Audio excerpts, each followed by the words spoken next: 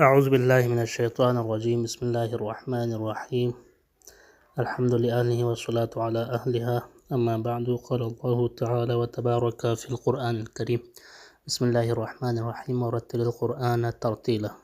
آج ہم صفات حروف کے بارے میں گفتگو کریں گے کہ کون سے حروف میں کون سی صفات پائی جاتی ہے، اور ان صفات کا خیال رکھنا بہت ضروری ہے۔ جب بھی آپ قرآن کی تلاوت کریں تو اس وقت ان صفات کا خیال رکھنا بہت ضروری ہے۔ ٹوٹل جو ہے حروف کی صفات جو ہے وہ 17 ہے، لیکن ان 17 کو جو ہے وہ دو قسم میں ہم تقسیم کریں گے۔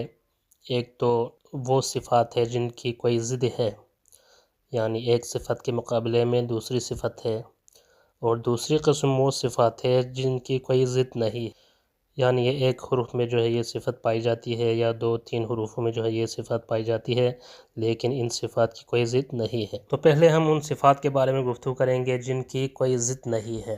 تو یہ صفات ٹوٹل 7 صفات ہے۔ نمبر 1 صفیر، نمبر 2 قلقلہ، نمبر 3 لین، نمبر 4 انحراف، نمبر 5 تکریر، نمبر 6 تفشی، اور نمبر 7 استطالہ۔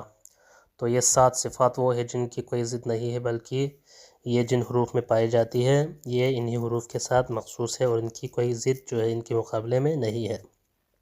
تو سب سے پہلے ہم گفتگو کریں گے صفت صفیر کے بارے میں کہ یہ کس حروف میں جو ہے کن حروف میں پائی جاتی ہے۔ صفیر سٹی کی آواز کو کہا جاتا ہے، یعنی جب بھی آپ جن حروف میں یہ صفت پائی جاتی ہے ان کو ادا کریں تو آپ کی آواز سے جو ہے یہ سٹی کی آواز آنی چاہیے، یا پرندوں جیسی آواز جو ہے وہ آنی چاہیے۔ یہ صفت جو ہے 3 حروف میں پائی جاتی ہے، صاد، زا اور سین۔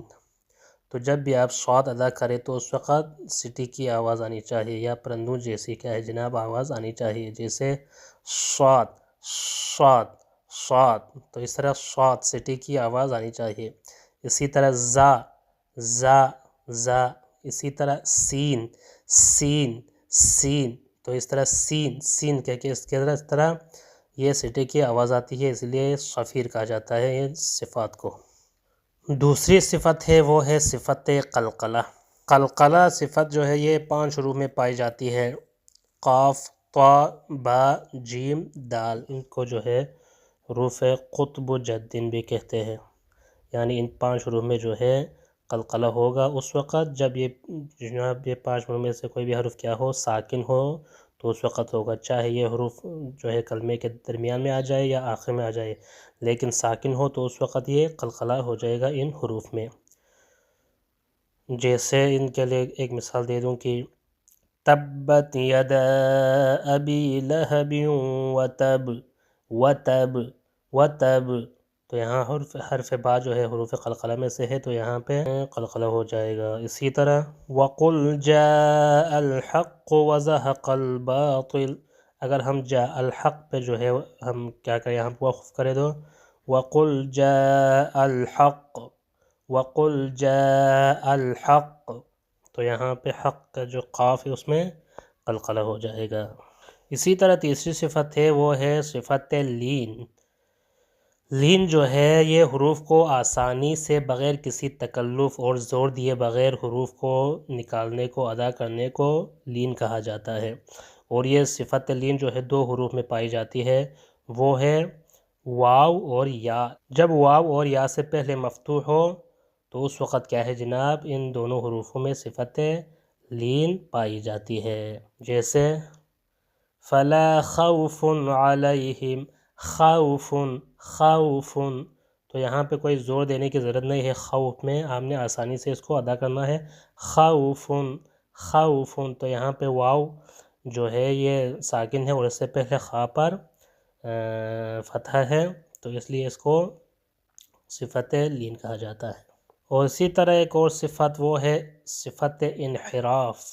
اس کو انحراف اس لیے کہا جاتا ہے کیونکہ یہ 2 حروف جو ہے اپنے مخارج سے کیا ہے منحرف ہو جاتا ہے، اس لیے ان کو صفت انحراف کہا جاتا ہے، اور وہ 2 حروف ہے لام اور را۔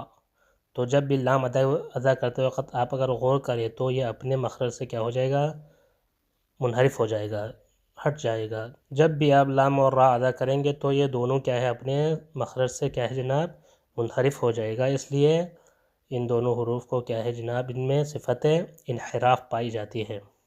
اور ایک اور صفت وہ ہے صفت تقریر۔ صفت تقریر جو ہے یہ حرف را میں پائی جاتا ہے بس صرف، اور تقریر اس لیے کہتے ہیں کیونکہ جب بھی ہم حرف را کو ادا کرتے ہیں اس وقت ایسا لگتا ہے کہ گویا ہم حرف را کو تکرار کر رہے ہیں، تکرار کی آواز آتی ہے، تو اس لیے اس کو حرف صفت تقریر کہا جاتا ہے جو کہ حرف را میں پائی جاتی ہے۔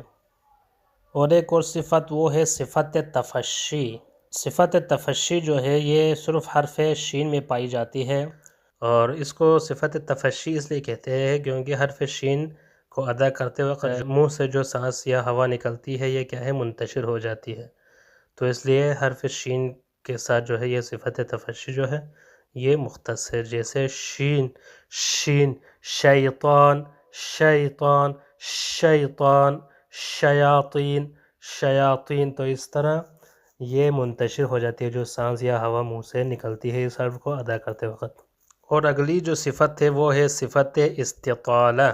صفت استطالہ یعنی آواز کو منہ کے اندر زیادہ کرنا یا پھیلنے کو کہا جاتا ہے، اور یہ صفت جو ہے صرف حرف ضاد کے ساتھ مخصوص ہے۔ تو حرف ضاد کو ادا کرتے وقت جو ہے یہ آواز جو ہے منہ کے اندر پھیل جاتی ہے، تو حرف ضاد کو ادا کرتے وقت چونکہ آواز جو ہے وہ طول ہو جاتی ہے یا پھیل جاتی ہے منہ کے اندر، تو اس لیے اس کو صفت استطالہ کہا جاتا ہے، اور یہ صرف حرف ضاد کے ساتھ مختص ہے۔